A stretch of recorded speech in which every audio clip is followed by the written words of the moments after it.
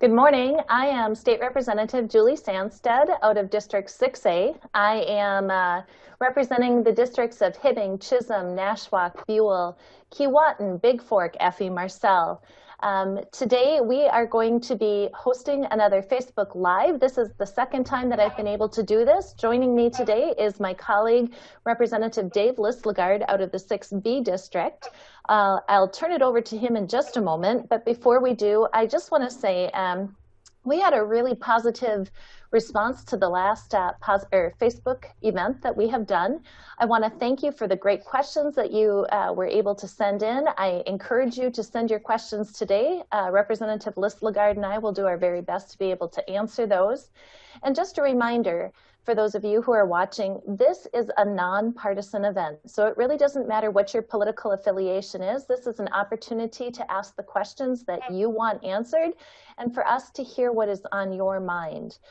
So with that, it is a pleasure to turn this over to Representative Dave Lislegard out of District 6B.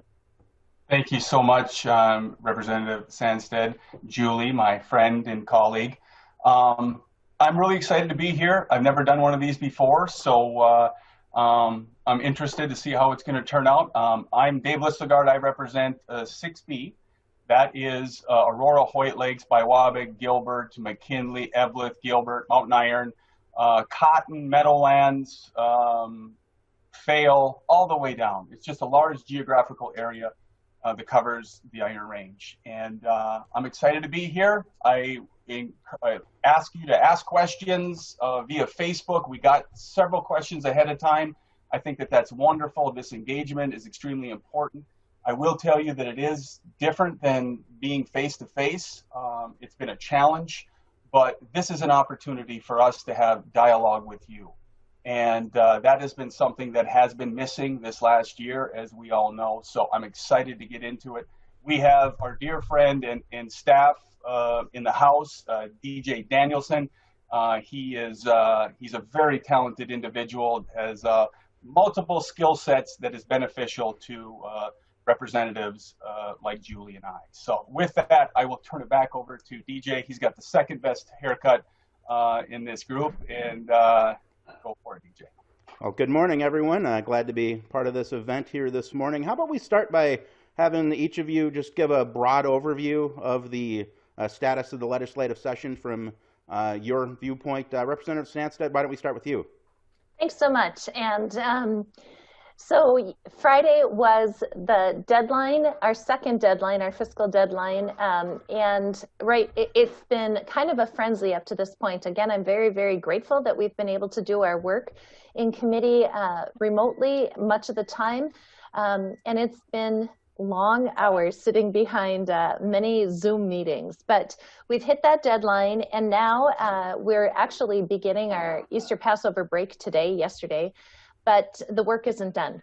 We continue to meet with our caucuses, and this is where the air quotes sausage making really begins. This is where we are starting to put together a final bill, our DEs on all of the legislation that's been heard.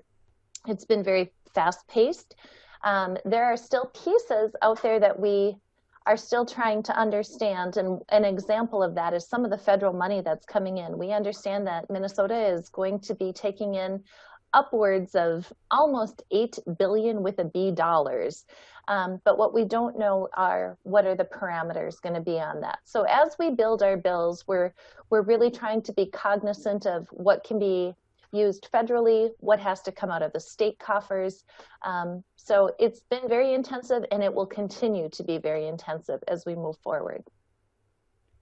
Representative Lislegard, how about from your perspective, how's the legislative session going broadly? Broadly, I just got to be honest with you, it is extremely challenging and difficult. My first 2 years down there you had the ability to engage both Democrats, Republicans, have dialogue, ask questions, and you just had a feeling.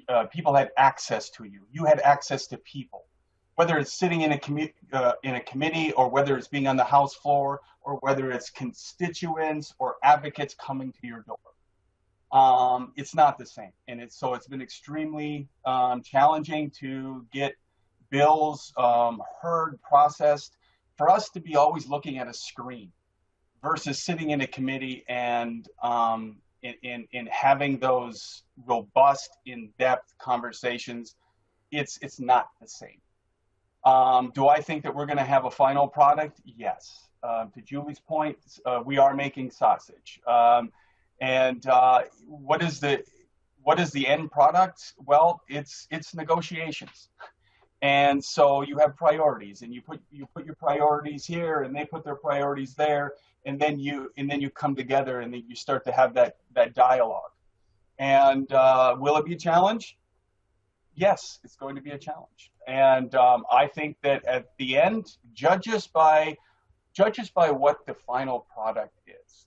In negotiations, a lot of negotiations are done behind closed doors, and not in politics, and nor should they be. It should be full transparency. And that's why you hear a lot of Republicans say one thing, Democrats say another thing. At the end of the day, it's compromise is what benefits the people in the state of Minnesota. And so I will tell you that underneath Speaker Hortman's leadership and underneath Senator Paul Kozelka's leadership, they are both pragmatic. They see things and they know what their caucus's priorities are. They also know that they need to compromise and come together at the end. And so when they work with their caucuses, their leadership, their chairs, and you come together, the first 2 years, it was, I think, the only divided state legislature in the whole country. And look what we were able to do.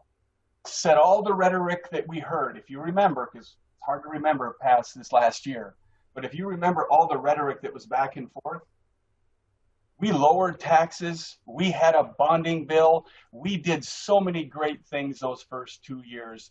Set aside the rhetoric because we were able to compromise. That is my hope, that this legislative session will be the same. And when we get done, nobody will be 100% happy and nobody will be 100% unhappy. We'll find some sort of common ground, and that is the goal that I hope that we see. I know each of you have a number of bills that you've both introduced. Representative Sandstede, how about you just spend a couple minutes talking about some of those pieces of legislation? Absolutely. I'll go through these very quick. This session, my priorities are focused on economic recovery, broadband, local issues. And to that point, House File 1514 was the reopening of bars, restaurants. That bill is continuing to move through different committees, and I can tell the general public it is because of the pressure of that bill and the work that we had done in the subcommittee that the governor was able to turn the dials. Now, it's not a perfect fix. I continue to work on that, especially up here. There's still two pieces that really, in my opinion, continue to need to be addressed. One is the communication, and I've been very clear about that. Businesses need more than 48 hours, basically, even to turn the dials open. They need to be able to prepare in terms of hiring, in terms of buying produce or product, whatever it is. So we're going to continue working on that House file. The other big one that I'm working on is really a significant change to Chapter 12, which governs a peacetime emergency and the governor's emergency powers. The bill as it is was written back in the 1950s, written for basically a nuclear event, if you will, and without a pandemic in mind. And what we have learned is a pandemic does not have a timeline, but we need a management phase for something like this in the future. As I have said, this is not going to be our last pandemic or our last kind of public health emergency, in my opinion. So we need to have a way of the legislature coming in with co-equal branches, and that is what my bill is doing. I'm actually very excited about the work that's going on that. I anticipate that we'll be hearing that in committee probably as soon as we come back from Easter Passover break. And I think that that's going to be a bill that causes some discussion about what our legislature looks like overall. Really, we are acting. Minnesota has a part-time legislature, but we function as a full-time legislature with 7 special sessions and ongoing work. And I think that's one of the conversations that will probably come out of that. On the end of like local projects, yesterday I had a bill hearing on the Cross Range Expressway, which is a bill that's looking at building out a 4-lane highway between the cities of Grand Rapids and Virginia. There's just under 9 miles, about 8.6 miles that continue to need to be finished. Within that amount of distance, that 8 miles, roughly 8.6 miles, there are some extremely, extremely dangerous curves. We see far too many fatalities, and it just needs to be addressed. So we were able to do that. Hibbing has put a bill in for a public safety building to help keep down costs and kind of make the process more efficient in as far as like where these emergency response systems are housed. For instance, one of the situations with the fire hall is there are not enough locker rooms for women firefighters. So there's some compliance issues, ADA issues that need to be worked on there. And then broadband. And we can probably take that as a question all by itself, but I am the second author on that bill, and it is a huge need across Minnesota. So broadband is going to be another priority I'm working on. Rep. Lislegard, how about you? What are some of the bills you've got in the hopper that you're working on this session? Well, thank you, DJ. There are a lot of different bills, but I'm going to go back to probably what's at the center stage, and that is the emergency powers and opening up businesses. And Representative Sandstede has really taken the lead and really has done her homework, worked across the aisle, worked with the administration, and done an outstanding job, and I support her wholeheartedly. We serve on this committee together, and if anybody has watched it, it has been in-depth dialogue where Julie and I are outspoken. We do not agree with everything that has taken place over the last year. And it's just a conversation that needs to continue to happen. And what Julie's referencing in that chapter 12 is that's long term. You know, what's going to happen in 50, I hope, I pray to God that we never have an issue like this happen again. But if it does, these emergency powers in chapter 12, that's the long-term conversation that Julie is referencing, and it has to happen. Regarding other things, yesterday I presented a bill, Buy Clean, Buy Fair. And we talked about, and we're going to talk about, I believe, later about clean energy. You know, and so I believe that we need to truly understand what the environmental cost is moving green, right? And where are we getting these? We can't export our jobs or our conscience overseas to countries that do not have the same environmental or labor standards that we have here. And so that is something that we haven't done before as a legislature, is really focus on and finding out what is the true cost. That is about transparency to the voters. It's really easy to go say, hey, let's go green. The market is going green, but at what cost? Where are you getting these minerals?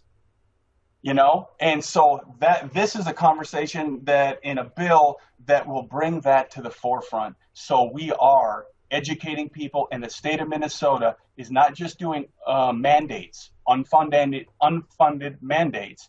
They are truly practicing what they preach by them going in and looking at what that cost is. Another one is worker safety. Everybody knows that my heart is for labor, business, labor, and communities. Well, there's a situation that is happening in the oil refineries. And oil refineries are a very critical component to our everyday lives, whether it be our vehicles, our heating our homes, all of this. But these facilities are very dangerous. And one of the things that we want to require is that anybody that's working in these facilities has at least an apprenticeship level program. It doesn't matter if you're union or non-union. That's not what we're saying. But any contractor hired, you have to have an apprenticeship program put in place to ensure that there is oversight and proper training for the people that are working inside these facilities. And it's not just to protect the community, but the workers that are inside. And very rarely, you know, do you have outside contractors that come in and do the work, and inside union, and the community. So you got business, labor, and community all agreeing that this program needs to happen. So that bill is really, really important. Bonding, obviously, solar manufacturing. We talk about diversifying the Iron Range. We have Helene in Mountain Iron. It is the only solar manufacturing plant in the upper Midwest, and the only one in the state of Minnesota. And they want to expand. What better way to diversify into a green economy that's being market driven? That's not necessarily mandated driven, it's being market driven. Why don't we make it here? Right here on the Iron Range, and they are going to expand. It's just a wonderful story. Made right, made Minnesota, made here on the Iron Range. That one I'm extremely proud of. We talked about emergency powers, broadband, a film credit. So another one is a film credit, and this is near and dear to me because when I lost my job at LTV that my grandfather helped build, Erie Mining Company, then I worked there, my family worked there, I lost my job, went back to school. And when North Country came, and we all knew it was kind of unsettling, what are you guys talking about here on the Iron Range? Well, I had an opportunity to see firsthand what that industry does, and those are union jobs. Those, I mean, it is, when you watch a movie, and then most people don't, and you sit and you see all these names, you know, and we all fast forward it so we can get on to the next movie. Those are all real jobs. And the state of Minnesota is looking at doing a film credit. And a film credit, and this is a but-for. It is an incentive not to give money to Hollywood. It's to bring that investment. So before you had all the jobs in Hollywood, in New York, and you couldn't get in. What with how technology has changed, you have Hulu, you have Prime, you have Netflix, you have Disney.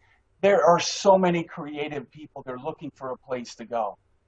We have a wonderful opportunity in the state of Minnesota to create real jobs here, and I'm excited about that, Bill. Protecting the permits. Julie's, we're going to be talking about that later, so Julie probably didn't reference it, but I'll reference it really quick, that Julie's the lead on it. I support her wholeheartedly, and that is the ESSER project. And there, Julie dropped a bill on it, and I'm second, and we need to get that done. And that will be something that if that project doesn't move forward, those permits stay alive.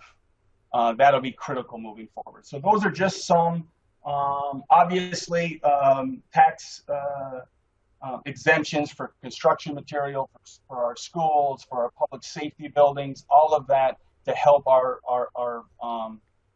communities. So that's just it in a nutshell. All right, and then all of you, or both of you, serve on various House committees, and I know some of the bills you're working on might overlap there somewhat with that work, but how about you just give a brief update on what's going on in those committees? Representative Sandstede, how about we start with you? Sure. One of the busiest committees that I sit on is the K-12 Education Finance Committee. And like I said, we have just finished basically hearing all our bills. We're putting our DE together, and then we'll be moving through the process on that one. Very, very busy on that committee. The other committees have been the Subcommittee on Legislative Reform, which was actually quite busy, talking about both the bar restaurant reopening bill and then the Chapter 12 bill. I sit on a committee for redistricting, and that is still very quiet because we are waiting to hear, we're still getting data back from some of the census and stuff.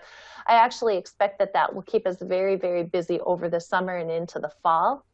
Higher education is another committee that I sit on. We too have just finished hearing our bills with the second deadline, and we continue to put our final bills together and go through that. So that's basically most of the work that I'm doing right now. Representative Lislegard, how about you? Well, climate, environment, and energy, right? And that one is that's a big subject for where we're going as a society. I will tell you that I agree with some, and I don't agree with everything. It's a challenge. It's a lot to learn, but a lot of it's being market driven.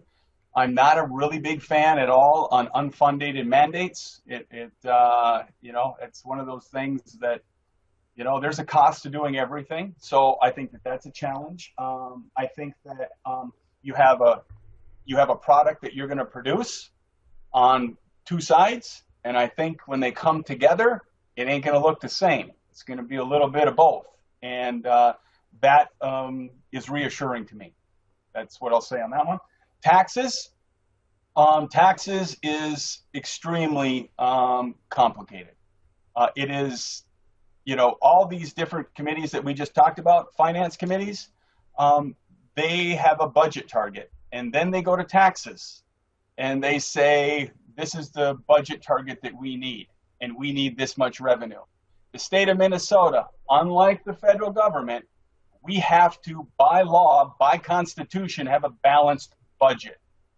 Not to digress, but when we talk about taxes, and then we had a forecast of projected $1.3 billion deficit, right? And we were all like, oh my gosh, what are we going to do? Next thing you know, we're $1.6 billion surplus. And we just had a pandemic and everything was shut down and people weren't working. They were on unemployment. Where did that money come from? Well, there is some cost savings when certain things weren't happening. But the reality is the federal government, bless their heart, because they did what they had to do, and I appreciate it, but they printed money. And that is what brought it up. But a lot of that money that we're seeing is one-time money.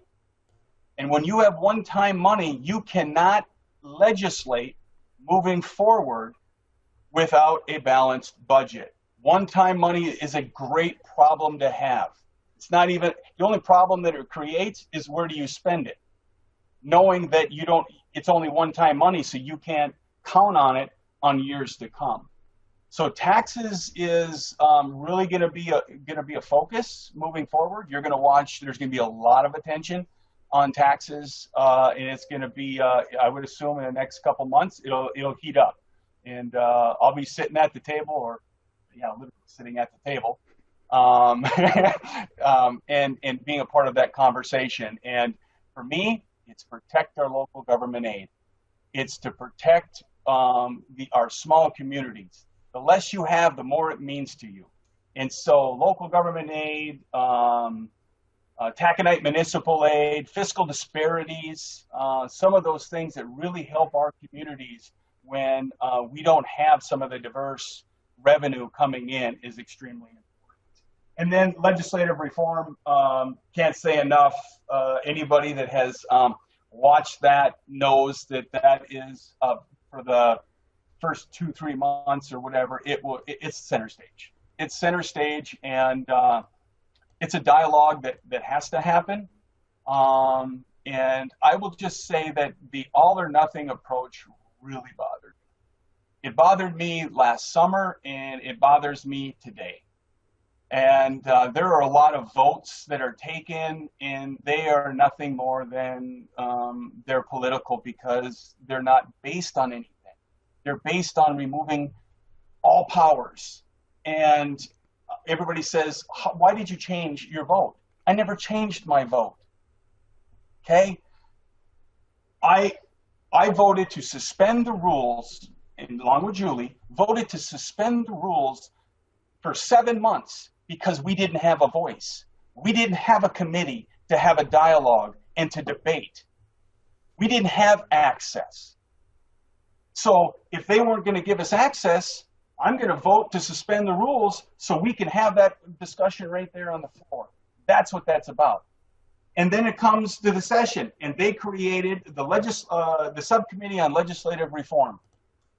I wasn't originally on that. I requested, demanded that I be on that committee so I can have a seat at the table and the people that I represent have a voice. I shouldn't have to beg for the state to come up here and meet with my businesses. My businesses are hurting just like everyone else. And like Julie said, it's harder for us to recover up here than it is for other people to recover. And then when we say all or nothing, you could open up the whole world. If you don't have consumer confidence, you're still not going to be in the right place. So that legislative reform it's been an eye-opener for me. It is both short-term discussion and long-term discussion, and I think it's extremely important. I do believe one of the questions was about emergency powers. I'll probably go a little more into depth, but that's kind of what we've been working on this last 3 months. Good segue there to our first question, which we got several of ahead of time and plenty coming in to the Facebook chat as well. And we did get several questions on that exact topic. So how about we just, I'll throw this question at you. So why is the peacetime emergency remaining in place? And what's being done to remove more restrictions on businesses? Plenty of questions on the emergency power specifically and the desire folks seem to have to get businesses opened up. Can I jump in? Rep. Lislegard, do you mind if I go first? You go first. Yep. Okay. Wonderful. So from my perspective, this pandemic is not over. I think with the dials turned open as far as they are, most of us are experiencing a relatively normal life, what we experienced before. If that's not accurate, please let me know. I know schools are still struggling because we are seeing an uptick now on the eastern end of the range and on the Iron Range with the B117 variant, which is the UK variant. The overall picture is I think we are towards the tail end of this pandemic, but we're not through it.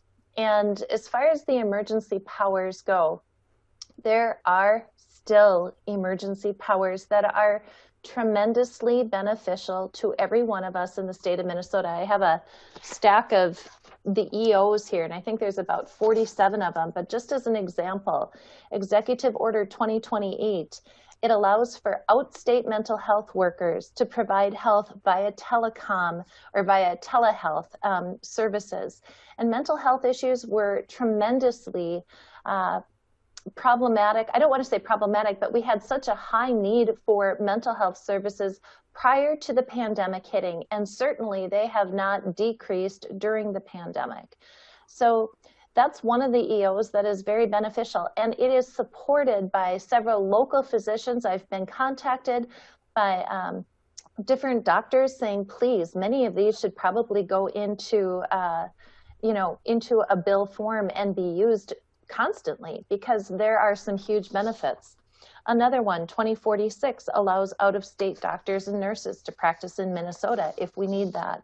Another one, 2107, it authorizes out-of-state pharmacists to help distribute the vaccine. So when we have these super sites, like at the Mall of America and down at the Deck in Duluth and different places like that, we are able to not only draw upon the expertise of people in Minnesota, but people from outstate to deliver these vaccines. And as of today, Minnesota is #1 in the entire nation for getting the vaccines out to folks.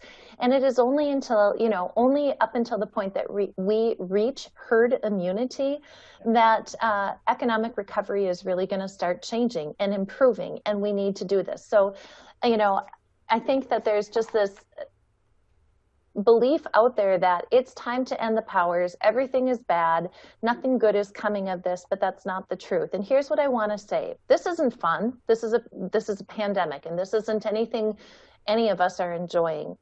But with the mitigation efforts that we've been asked to adhere to, with wearing a mask, social distancing, different things like that, in the state of Minnesota, there are almost 0 cases of influenza. We've knocked out influenza for the most part.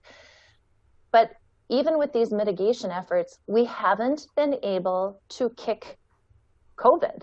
It is still out there. And yes, it seems to be improving, but now these new variants are swinging, and we don't know, we don't know what that's going to look like. I'm not operating out of fear. I am not afraid of this, but you have to also have a sense of reasonableness about this. We don't know. We don't know what this is going to do in the future. We don't know what the impact is. And so I think it's appropriate to use caution and open things up as we can reasonably. I don't think we should ever be putting people at risk unknowingly. So I think things like keep some social distance, wash your hands, wear a mask in public settings until we're over this. Stay home when you're not feeling good. Those are not terrible measures. The CDC is, very much in compliance. This isn't a Minnesota thing. Even the CDC is, supportive of those efforts. And so I think it's okay. And I think we should continue to turn the dials and open as we can. So I don't know if that answered your question, but I hope it did. Representative Lislegard, anything you wanted to add to that? Yeah. How we got here is really simple. A virus created a pandemic that we were not prepared for. What's complicated is how we work through that and the unknowns. And the real question is what we look like on the other side. And so lies are really easy to say. The truth is very hard to explain. And people do not wake up wanting to be fearful of this pandemic. This pandemic is real, but it's not that we're not going to get out of it. More people are being vaccinated. Summer is coming. Herd immunity is happening. Hope is on the horizon. But for people to say that you just got to end all the emergency powers is not the right answer because of what Representative Sandstede just explained. There are multiple things that need to stay in place. Should this go on forever? Of course not. But are we at the point to say, nope, it doesn't matter? Just open everything up? We are definitely not there. I was in St. Paul last week, and I get a phone call in my own district, in my hometown. I'm in Aurora right now. A massive situation occurring where lots of people got sick. Very unfortunate. The state of Minnesota came in. They went to Aurora, our community center, which is our emergency medical spot, and they gave a bunch of tests. Thank goodness we had certain things put in place. Thank goodness there are certain mechanisms that they can trigger to be able to go help people, because this pandemic is not over. The belief and the hope and the faith is that we are going to work through it, and we're going to work through it saving lives, impacting the least we can as possible, but also to help our businesses and the people that have been most affected. Make no mistake about it. There are some businesses, multinational businesses, that made a lot of money on this pandemic, but not our main streets. Our main streets are the ones, our mom and pop shops, the people that have put in their life, sweat, tears. I mean, that is who they are. That is their retirement. Those are the people that as we work our way through this, how do we help them? How do we ensure that people are vaccinated, herd immunity, and then people have consumer confidence? That is where we need to get to. It isn't by yelling and screaming about if somebody's wearing a mask and, open up and all of this stuff. That is exactly what is not helpful in this situation. We all wanna open up. We all wanna be normal. I mean, I would hope that we never see a year like we just experienced ever again. I mean, nobody wishes this. Every single one of us has been affected emotionally, mentally, and most of us financially. So we need to work together. We need to have dialogue. We need to be considerate. We need to have civility and care for one another. while we work our way through this pandemic and as it winds down. All right, moving on to some other questions that we have here, and we do have plenty of them. When is Social Security going to be exempt from Minnesota income taxes? Who wants to go first? Well, I'll take that one. It's a great question. I wish that we could just totally eliminate Social Security tax. I mean, you wish that you can. What they did last year, we did. We upped the threshold. Everybody needs to know that's on the call. 56% of everyone in the state of Minnesota on Social Security doesn't pay any tax. They don't. 56%. If you do pay, if you are you earn above a certain threshold, then you do pay like 85% of that. Do I wish that we could get rid of Social Security 100%? Of course I do. But it doesn't work that way. Do I think that we'll just ultimately get rid of it? I don't think that we're there yet. I think that we're working towards that. And I think you're not going to see it just eliminated. Like, say if you're retired making $150,000 a year and you're collecting a Social Security check, I think that you're probably going to pay taxes on your Social Security. If you are a husband and wife and you're in the lower tier and you're not going to be paying, you already don't pay Social Security if you make a certain threshold. What I see happening is it being bumped up, continuing to be bumped up, where right now, I don't even know what the exact number is that you don't pay any Social Security tax, but then it's prorated, right? The more you make, the less that the less you make, the more you do pay. So it's complicated. It's a formula. I wish I could say that we're going to eliminate all Social Security tax. I'm not a liar. I can't say that, and I don't see that happening this year. Or next year during this budget.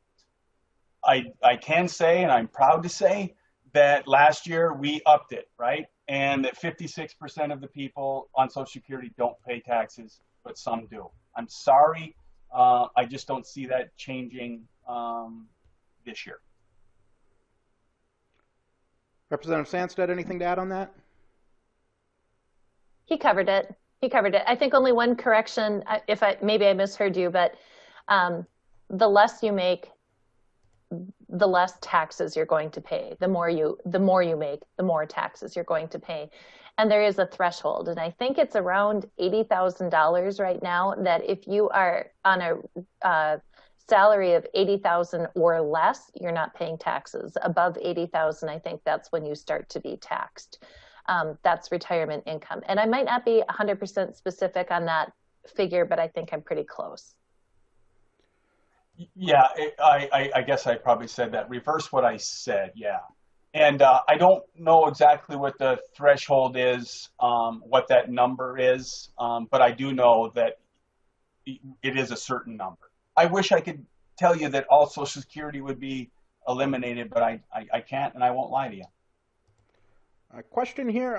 Thank you both for your work to hold SR and their subsidiaries and successors accountable. When can we finally have people working on the Nashwauk site? Who wants to go first? I'll take that one. That's $1 million question. You know, the clock is ticking. The current company that is there is going to have to prove that they have met the agreements, and I believe that's by May or sooner if the governor were to do that. It is very hush-hush. I have not heard a word. I have no indication how close or far away they are from actually meeting those goals. But here's what I can tell you. And I have concerns, and I've had concerns about this for a very, very long time because it just hasn't been reputable. There's just been holes in every aspect of what's been going on. And many of you know I have called for a stop to that. It's time to put a company in there that can get the job done. With that being said, I have authored a bill. Representative Lislegard is number 2 on that. If the company currently there is not able to hold the agreements or meet the agreements and the leases are pulled, I have put a bill in to preserve the permits that are currently in place, the air quality permits, the water quality permits, different things like that, for a couple of years, so that another company, if they are able to build a similar project, can move in and continue the work without having to start over from ground zero, basically, on the permitting process, which can take upwards of 10 years or more. And it's very difficult. Now, I do want to say that I'm not being reckless in just saying, oh, transfer the permits, let them stay available. And I say that because Minnesota has some of the strictest permitting requirements across the nation and world, quite frankly. Minnesota's requirements are far more restrictive than the federal government even. So the big thing is getting the right company in there that can see the project through to fruition and keep it sustainable into the future. I mean, that site is one of the world's richest deposits. There's a promise to be held there, but we don't want to keep kicking the can down the road. And that's what my bill is doing by preserving. No, it is not kicking the can down the road. It is preserving the permit. So if the current situation does not work out as intended, we have a plan B ready to go for another company to come in and start moving on this without having to jump through all the starting hoops again. Representative Lislegard, anything you want to add to that? Yeah, I just, thank you for your leadership on this. It is very, very sad. Long before I was ever elected official, I've been watching this project. I have no faith in the current situation. I believe in watching a pattern.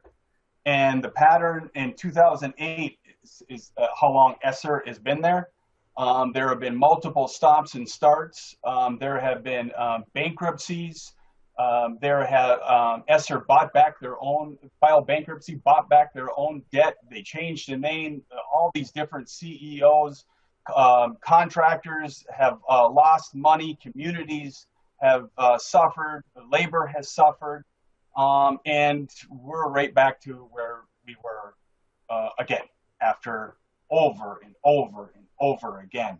So for me, May 1st is coming up, and everybody needs to understand that the Executive Council, 5 of them, allowed ESSER and whatever name they are to meet certain criteria. The question that we have to ask ourselves is, what are those criteria and how legitimate are they? That's what I'm going to be digging into as a legislator.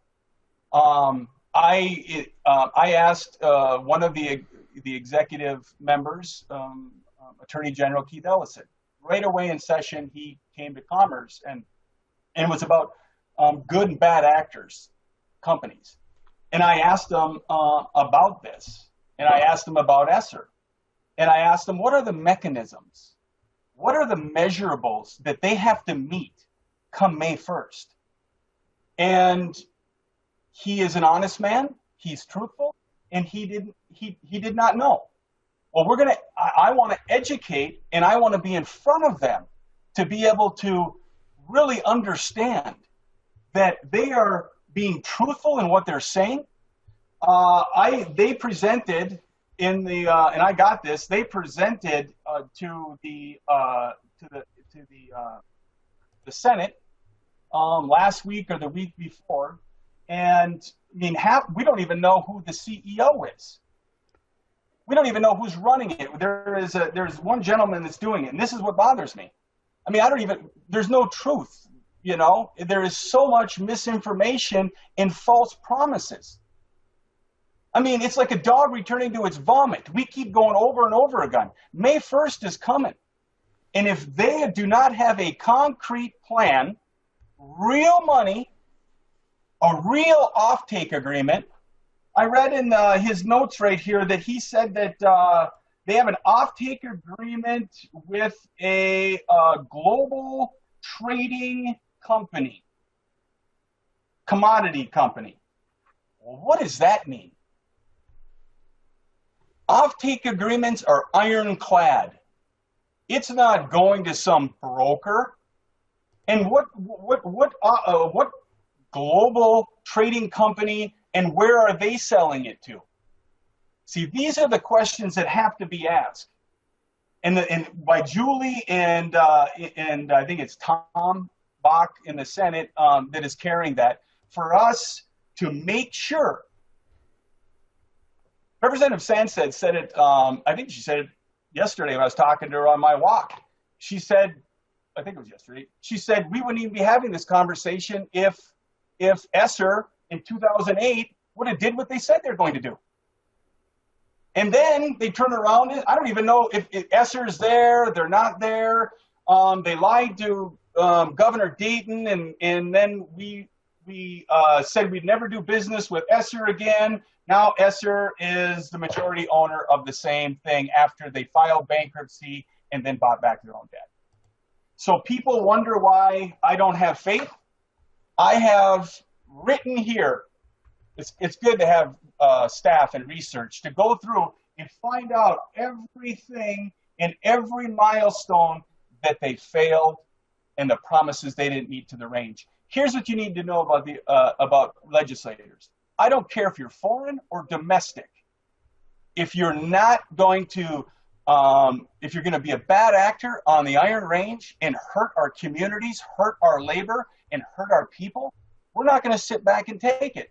So here's your warning, whatever company it is. You better have all your T's crossed and all your I's dotted, and it better be stand a true test, because I can't sit back and support. And I pray to God that the governor and the executive council come May 1st, I will not accept another extension. I was just going to say, I want everybody who's listening to hear this loud and clear. We're done with this. It's either 100% we've met the goal, we've met the mark, and then let them move on, or we're done. This is not the, this is not Groundhog's Day. We don't need to keep doing this, and we're not going to stand for it. In our conversation, Representative Lislegard and I had with the Executive Council, I would say 4 to 5 of the people involved in that meeting really did not understand the issue and did not understand how many times we have been through this and how this impacts our community. And Representative Lislegard and I did a whole lot of educating in those conversations to make it absolutely clear this is not happening. This cannot continue to happen. So my advice to anybody listening, feel free to reach out to the governor, feel free to reach out to the executive council, which is the lieutenant governor, the AG, the auditor, and the secretary of state, and let them know, the DNR, let them know no more of this. It's time for real action on the range, real investments. And if this company, who we don't even know who the CEO is, can't get the job done, I've got some ideas of who can. And it's time to give them that option. There's over $1 billion of opportunity, billions of dollars of opportunity here for the range. And I'm not going to go down without a fight until that happens. A couple questions here on federal. Oh, you got more to add, Representative Lislegard? Well, yeah, sorry to interrupt, DJ. As you can tell, we have lived this. It's extremely frustrating. We have two things, right? I have 2 bookends, okay? I got Polymed on one end, and Julie's got Esser, or whatever you want to call it, on the other end, right? These are world-class deposits that are critical for the survival and of the Iron Range. And we have to push and fight to make it. It's amazing how hard we have to fight to put people to work or get people to work here on the Iron Range. And the frustration is real. And this saga needs to come to an end. And I stand fully behind Representative Sandstede in her commitment. Right. Next, two questions here. We'll ask them together. They're both on federal conformity. One, I understand there's a bill to forgive or at least reduce the taxes that were withheld for unemployment benefits. What's the status of this bill? And then another one, there's a bill allowing for no tax to be charged on the Paycheck Protection Program money from the federal government. This money was provided to employ people, also provided taxable income to employees of Minnesota who were greatly needed during this pandemic. What is your position? Who wants to go first? I'll jump in. Okay. Well, I was just going to say, so the Senate has passed a bill for conformity. The House has a priority of passing the bill as, for conformity. The difference between the two bills is the House is not going to leave anybody behind. The Senate left many, many people, small businesses behind. And we're going to do it when we can do it right. And it will get done. I have no doubt it will get done. And I'm supportive of that. I'll let Representative Lislegard speak for himself. And as far as this change, if you will, with the federal government, when the stimulus money went out, when these dollars were delivered, originally the federal government was taxing them. There was no indication. They sent out, I believe, at least 2 different letters indicating they would be taxed. And then within the last couple of months, they have decided, no, they're not going to. So that has put all of the states in a position of, okay, now how do we do this? And Minnesota is no different than that, but I'm absolutely convinced we are going to do it. We have to talk about how are we going to get the money to do this, because this comes at an expense of about $700 million. And we need to figure out how to do that. We do know, the one thing we do know about federal dollars coming in is it cannot be used for offsetting any kind of taxes. It cannot be used to reduce taxes in any way, shape, or form. So this is part of the final package that will come out. We have seen an extension in our filing dates, which is great. I think it's extremely reasonable to expect that we will see, if not full conformity, almost full conformity, but I'm expecting full conformity. Representative Lislegard? You wrapped it up very, very nice. It's I don't know much more I can add to that. You did a nice job saying it. It is a priority of us, right? This isn't Democrat or Republican. It's a priority, and it's really making sure that nobody gets left behind. Like, as Representative Sandstede said, there are a lot of individuals that didn't qualify for PPP, or and we need to make sure that everybody's included. And typically when you do a tax bill, you're doing everything together. So you did a nice job summing that up. What is your position on the wolf hunt? I support it. I wholeheartedly support it. There is no reason that in the state of Minnesota, in the great North Woods where we live, that we cannot have a managed wolf hunt. It's long past due. There are wolves everywhere. I mean, it's time to move on. I support it wholeheartedly. I too would support a managed hunt, especially in areas where we're seeing extreme aggression against, animals, domestic pets, that type of thing. I personally have a friend who encountered a wolf, and then the pack surrounded him and closed in on him, and he actually had to take action. He reported it. The DNR came out, and the same thing happened with the DNR. So many of these packs are moving into residential areas or, populated areas with domestic pets and humans, and they can be very, very aggressive. I don't think it should just be a free season, but when there is an area that's identified as being maybe a little bit problematic, yes, I think that a managed hunt is reasonable, as long as it's also time-bound. Couple questions here on energy. One had mentioned the 100% Clean Energy Act. Someone else mentioned the Energy Conservation and Optimization Act. So how do we balance the desire to move to a clean energy economy with the economy of the Iron Range? I think it's an absolute symbiotic relationship. Without a doubt, we are moving towards a greener, more sustainable, renewable type of energy.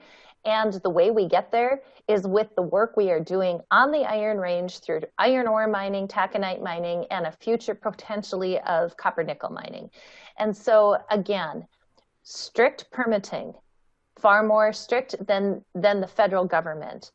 We have lived this way of life our entire time. We are not interested, remotely interested, in polluting our own backyards and subjecting our own children to that. And it is exactly these minerals, these resources that are needed to push us into the future with electric batteries, the wind turbines, the copper in those are, I mean, and I know Senator Tomassoni will always pick up his cell phone and hold it up and tell you exactly how much copper is used in every one of those devices. But the point is true. I mean, and we should be moving towards a greener energy. We should be leaving the least carbon footprint that we can. But we shouldn't be doing it on the backs of child labor from foreign companies in foreign countries. We should be doing it in our own home, and we should be doing it to our safety standards. Representative Lislegard? Yeah, she, once again, Representative Sandstede summed it up beautifully. Made right, made America, made Minnesota. We have no business exporting our jobs and our conscience overseas to countries that don't have the same environmental and labor standards. You know, make no mistake about it, we live in a global economy. We also live in a global environment. And what they do over there affects us here. So it's really, really important. Regarding the 100% clean energy, I think it's a political nice thing to say. The market is driving that, okay? And so the market already is dictating which direction it's going to go into. And I don't want to say it's just political, you know what I mean? It's a great vision to have, but they're already going in that direction.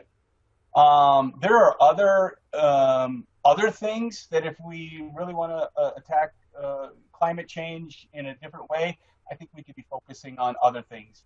The energy sector is already doing their job.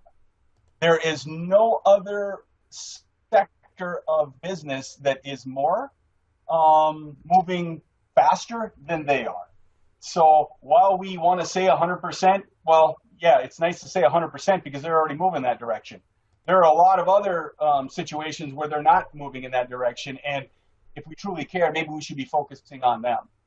So, you know, it's going that way. But if you're going to do it, just like Julie said, made right, made in America, and made in Minnesota.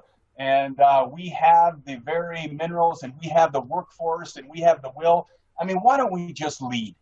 Huh? Why doesn't Minnesota just allow us to lead? And that's where, if everybody would just get out of our way, allow us to follow the process, meet or exceed those state and federal standards, and let our men and women go to work and let our communities prosper, I think this pandemic would be a distant memory and everybody would be happy up here on there. I just want to add one more thing to that. As I said in my last Facebook Live event, I still am a strong supporter of carbon-based fuels and fossil fuels and companies that are using those, in the sense that there is a place for everybody in this conversation. The polar vortex is a prime example. We're not there yet. If we had been 100% dependent on green energy, renewables, we would have been, I think, in a bigger state of trouble. And we need to be able to call upon those other fuels to help us out, especially in times like the polar vortex that is becoming, unfortunately, more common up in this area where we live. Again, I think that this is absolutely the right direction to be headed, but there's a place for all of us, and we should be bringing everybody along instead of, leaving somebody behind. And I'll just leave it at that. This next question was directed to Representative Lislegard, but we would invite both of you to provide comments. There have been strangers knocking on our door during COVID, not wearing masks, wanting to talk to us. And when we didn't answer, they left literature from a group called Action for Liberty about you and Governor Walz. Their license plates weren't even from Minnesota. Who are they, and what are they doing? Well, first of all, I just, whoever sent that, my apologies. That's unfortunate. That is where the political divide and the opportunity comes. Action for Liberty is an organization that was created to seize a moment.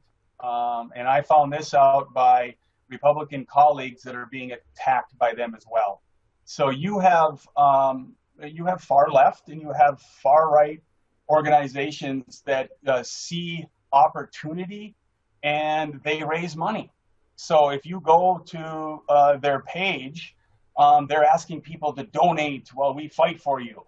And it's just the top people and then a few people that they hire that are making the money, and they there's really no added value. Their champion is a representative that they keep talking about, Representative Eric Mortensen, who is new. He's from Shakopee, and I have not formally met him. I do know that he is not really accomplishing anything in the legislature because you need to work with people. You need to be civil, courteous, be able to compromise. And he dropped a bill, and it was sent to me. This is the Action for Liberty group. And Representative Mortensen wanted to eliminate fiscal disparities on the Iron Range. And this is the Action for Liberty knocking on everybody's doors, right? That would have taken over $300,000 from Aurora every year. It had taken $47,000 out of Biwabic, $20-some thousand out of McKinley, $300-some thousand out of Gilbert, $600-some thousand out of Eveleth, and over $900,000 out of Virginia. So what people need to understand about these extreme groups is it's about them. And it's about, and so they obviously they're working hard. They hire people from outside. They're trying to, I don't even know if they have a purpose except to raise money and to knock on doors and stuff like that, but they're not influencing anyone.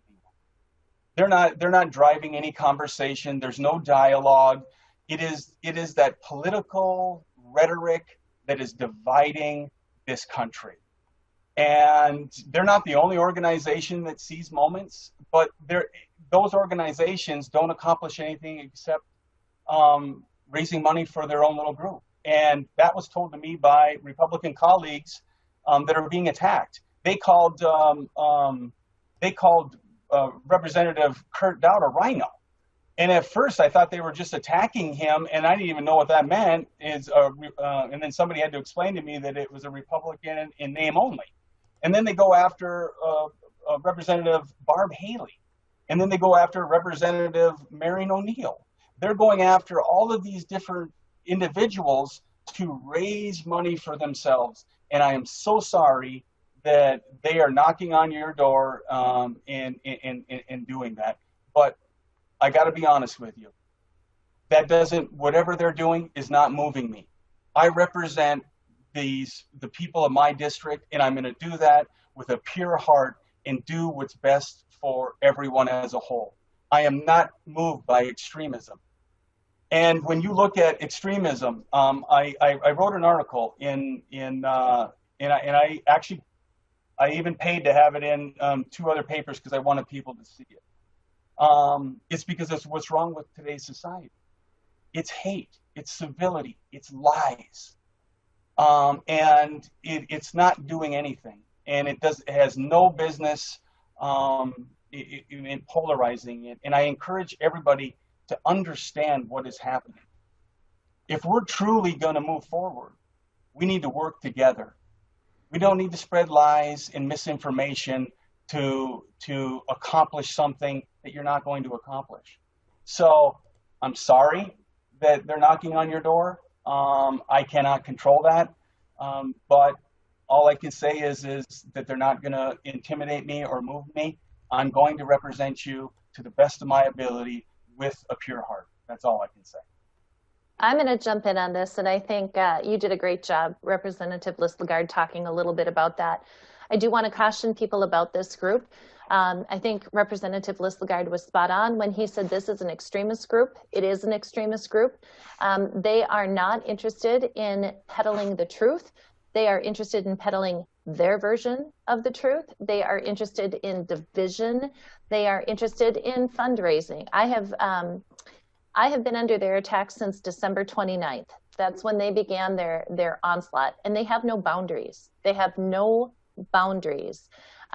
They gave out my personal cell number, my address, my personal emails, not my work information. If this is a state issue and as a state representative, I'm being asked to address or answer to a question, then it goes through state business, not my personal family's, business. But they gave that out, and they didn't give it out just to my constituency. They have peddled this statewide. This is statewide. So they have effectively shut down my cell phone, shut down my email, and then they use terms that are really aggressive. Make her listen. She needs to feel pain. And they're not saying political pain, and so for some people, this is like a green light to use whatever means they feel is appropriate to communicate to me how they feel. And we saw this kind of behavior at the Capitol on January 6th with the insurrection. And I need you to understand they have crossed a line so far, and I cannot go into the details of this, but they have gone so far that the local police department has had to be involved. The FBI is involved. The BCA is involved in their actions. So this is not a common sense, and they've come to my family's doors. They seem very reasonable. They want to talk about the governor, and then they launch into, have you heard about Representative Sandstede, or have you heard about Representative Lislegard? They're traitors. They've flipped on you. They voted one way prior to the election, and they voted another way after the election. But they obviously don't understand how the calendar works. Because in December of this year, I voted the same way as I voted the 6 prior months. And as we have talked about the emergency powers, during those 7 special sessions, there was no communication going on. Not one person outside of maybe leadership really had an understanding of how COVID was playing in the state. We didn't have committee hearings. We didn't have public input. My vote changed in January when we started having public hearings, public input, access to emergency orders, an understanding of how these are beneficial, how it is protecting health, how it is protecting lives. And privately, the Republicans are on board with this. They're having conversations with us, even in committee, admitting, yes, these are important. But the rhetoric that is being spun is aggressive, it is divisive, and it's political. I mean, this is really campaigning. They are looking for an ultra conservative person to take out any, and this isn't just Julie Sandstede and Representative Lislegard that are being targeted.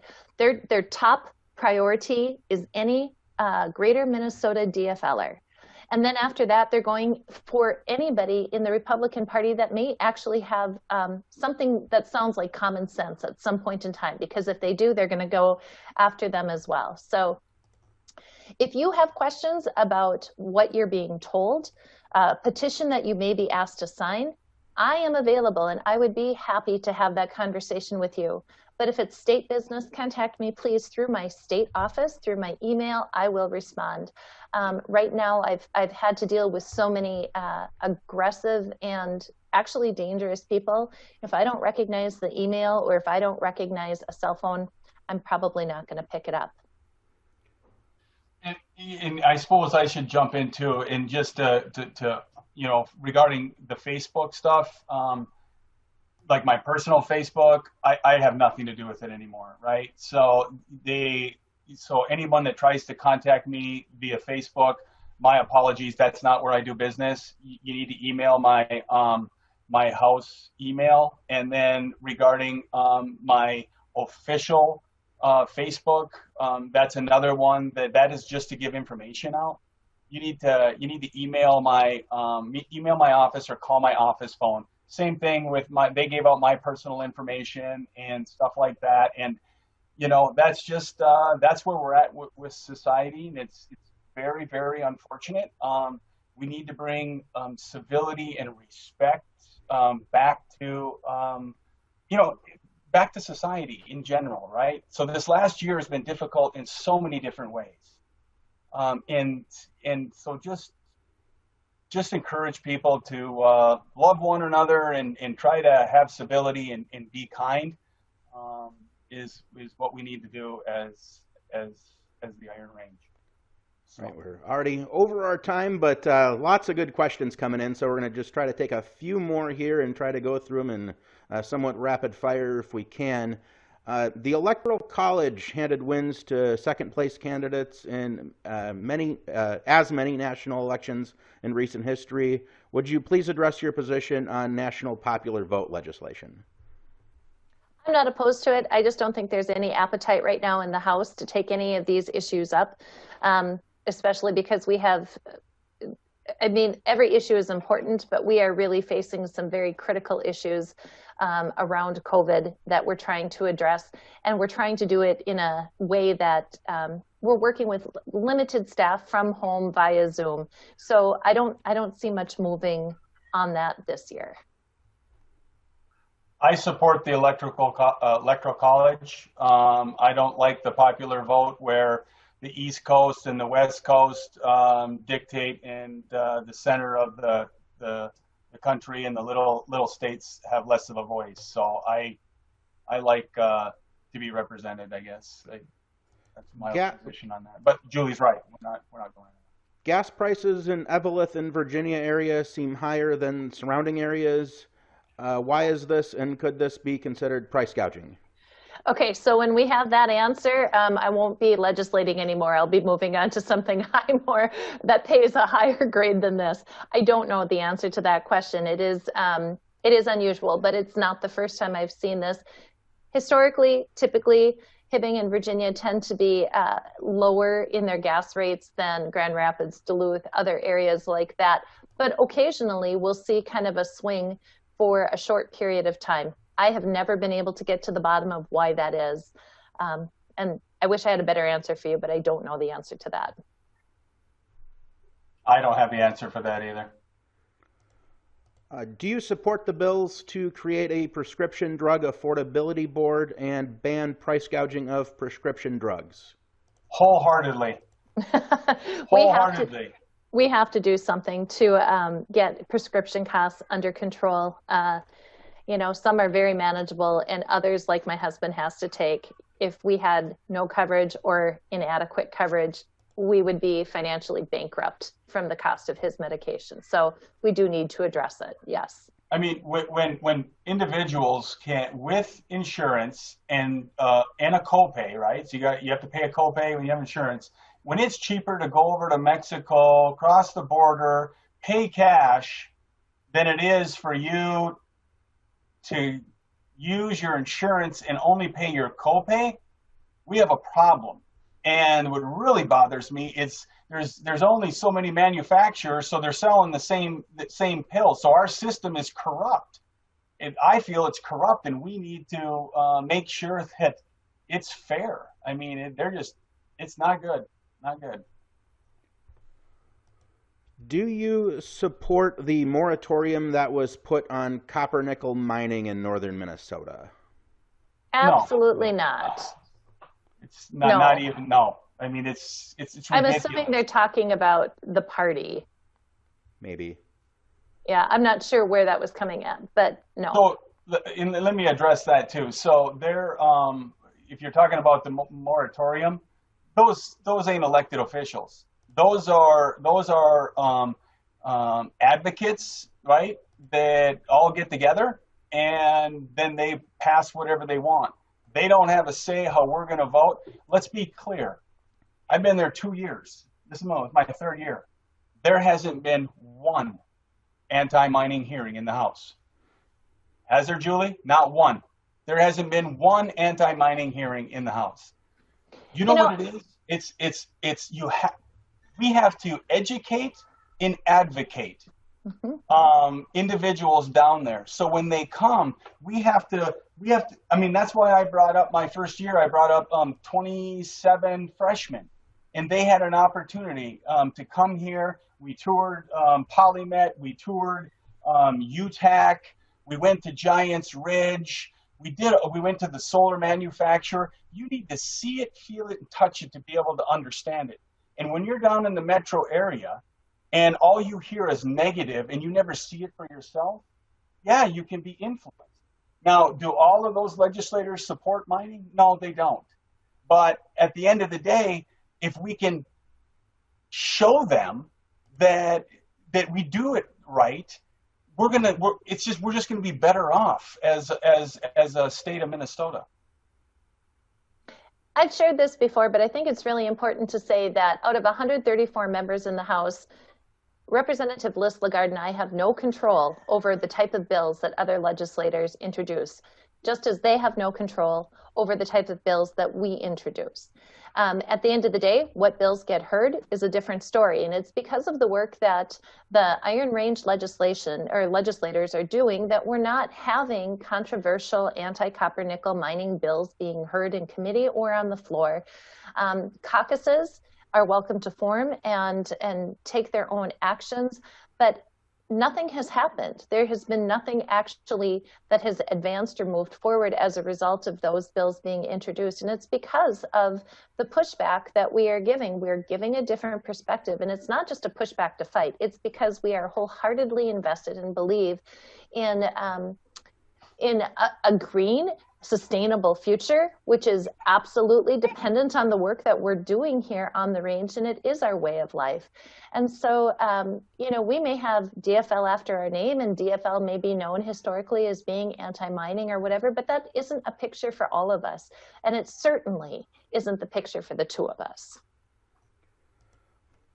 A question here, please support our members of law enforcement. Do you support law enforcement? Wholeheartedly. I mean, absolutely. And I don't know what that means to people if they think that it's what that looks like. I personally have put in a bill with the canine chase language, and it's a bill that supports even our canines and allows them medical treatment if they're injured, because currently all you can do is have a trained or a licensed veterinarian treat them. But in a situation where there's an injury and moments count or minutes count, a paramedic, a firefighter, somebody who has that training could offer or render aid to one of the canines.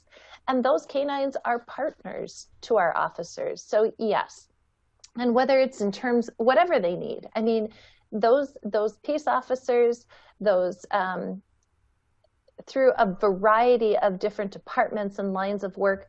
I mean, they're on the front line for us every single day. I could not be more appreciative of the help that I've received just as a result of Action for Liberty when there's been damage to my property and my children have been confronted, my home broken into.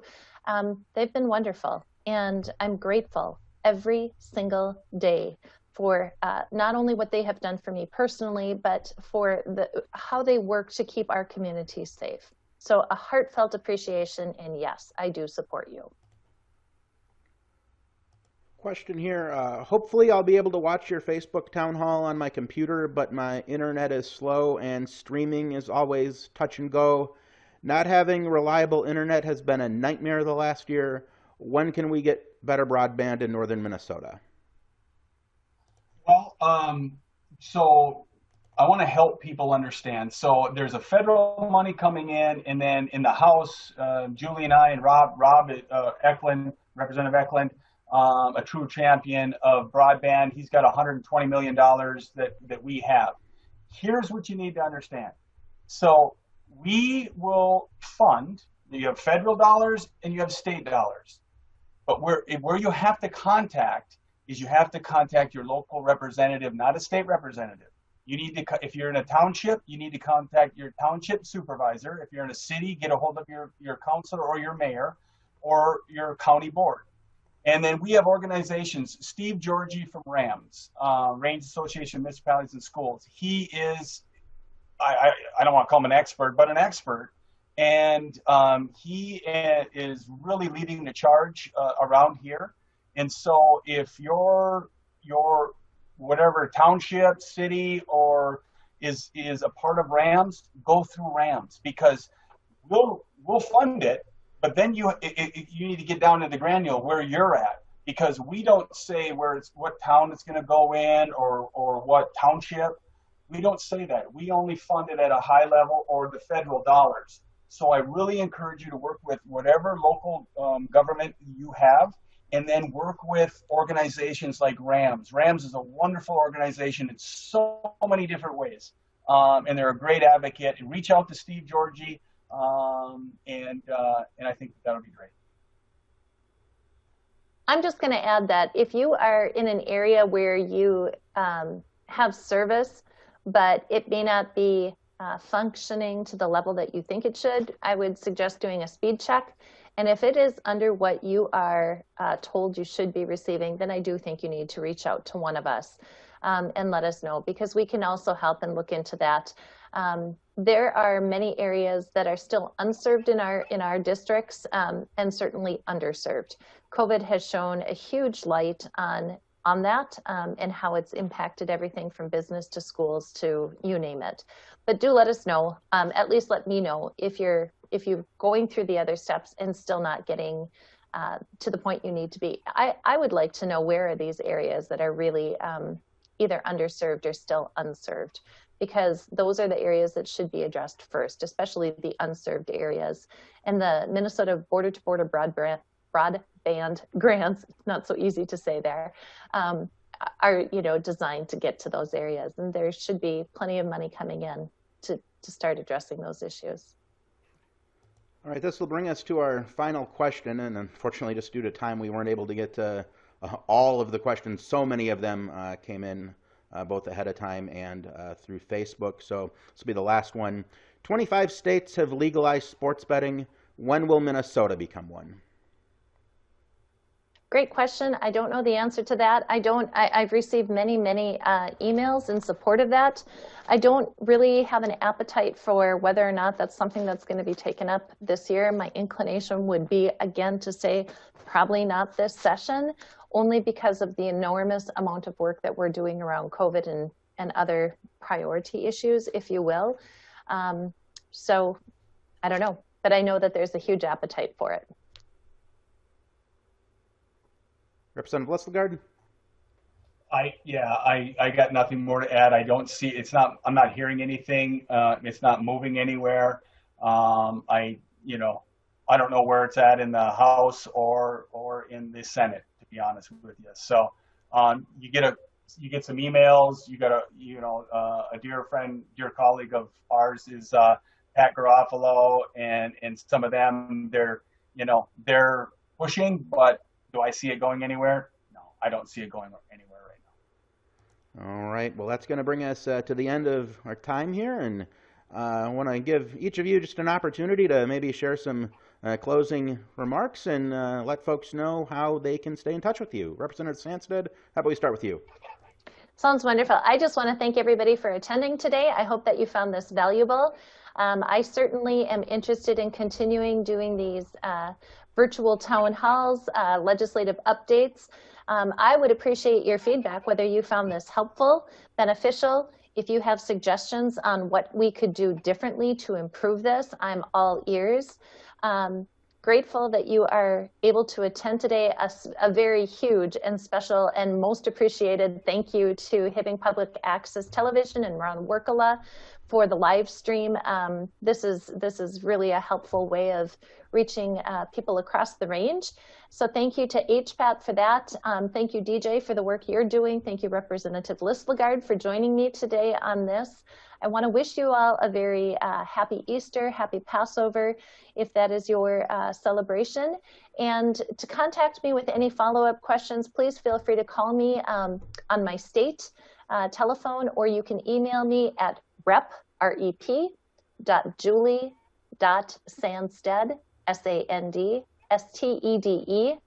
at house.mn. Representative Lislegard? Well, thank you, and thank you, Representative Sandstede and DJ and everyone. I got to be honest with you. This was my first one. It wasn't too bad. I really wish that I could look you in the eye and face to face instead of doing this via Zoom. I pray that it's soon. But until then, these are the formats and the platforms that we have to use. And so I just want to thank everybody. This is such a challenging time for every single one of us. But I really believe in my heart that we're going to get through it. And I just ask people to treat each other with respect and civility, and don't believe all the lies. There is so much lies and misinformation out there, and the truth is somewhere in the middle. And when you feed off of that, it only polarizes more and more. So this was a good day for me. It was a different day, but I hope that you found it helpful, and I'm willing and to join Representative Sandstede and do it again. And if there are topics that you want, feel free to reach out. I am always available. If you email my house or call the office, even though we're not there, we have staff that check the phone. But email my house. DJ has it on here, and it is such an honor to represent you in this district, and to work alongside Representative Sandstede, her passion and her caring for her community, and her fight to represent this region is something that I admire. So I'm all in, and I thank each and every one of you who participated, and I hope you found it enjoyable. Thank you.